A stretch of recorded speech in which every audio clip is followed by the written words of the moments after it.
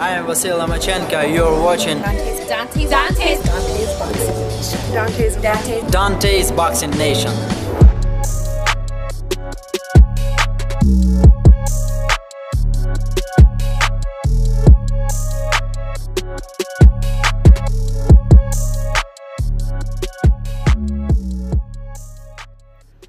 Dante's Boxing Nation, what's going on, guys? So despite Bob Arum saying that this fight has lost value, Mikey Garcia versus Lomachenko, he just said today that he definitely wants the Mikey Garcia fight. And the question is, can Mikey Garcia come back down to 135? Can he make 135? This is exactly what Lomachenko had to say. Quote, "I still want that fight 100%, but it is up to Mikey. Can he cut the weight? I don't know. But if he can make 135, I want to fight. My goal is to unify all the titles. If it's champion Comey later this year, that would be a great fight. Any champion, I would want to fight. I want IBF and WBC belts. I want to go down in history as a great champion," end quote. So that sounds really good. Now the only thing I wonder is, does this mean Lomachenko wants the fight next after the Corolla fight? Because he really didn't make that point clear. But I'm gonna go ahead and assume right now that he does want that fight next. But I just hope it happens.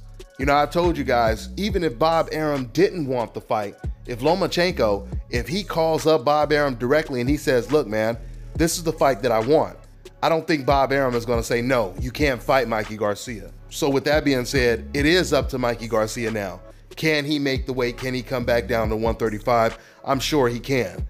I don't think he's gonna have a problem coming down to 135 at all. Before Mikey Garcia got in the ring with Errol Spence, I thought that Mikey Garcia would most likely stop Lomachenko. If not stop him, he would definitely beat him after I watched Lomachenko versus Jorge Linares. Because we've seen a lot of great fighters and just some champions move up in weight. From a Floyd Mayweather to a Terrence Crawford, an Andre Ward, an Oscar De La Hoya, a Roman Gonzalez. But some of those fighters were nowhere near as successful as they were in the smaller weight classes. Fighters like Nonito Donaire comes to mind as well.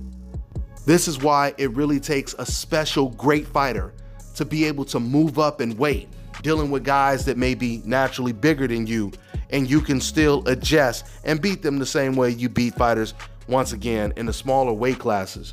When Lomachenko fought against Jorge Linares, Lomachenko, he still looked like Lomachenko, if you will, but you could tell the size did affect Lomachenko a little bit. Him moving up in weight, it affected him a little bit with him getting knocked down. On top of that, the judges, they had to fight very close until he actually knocked out Linares. So when you take that into consideration and you think about the fact that Mikey Garcia is a better fighter than Linares, that seems like that would definitely cause problems for Lomachenko in that fight. But I think Lomachenko, he's going to study the Errol Spence fight.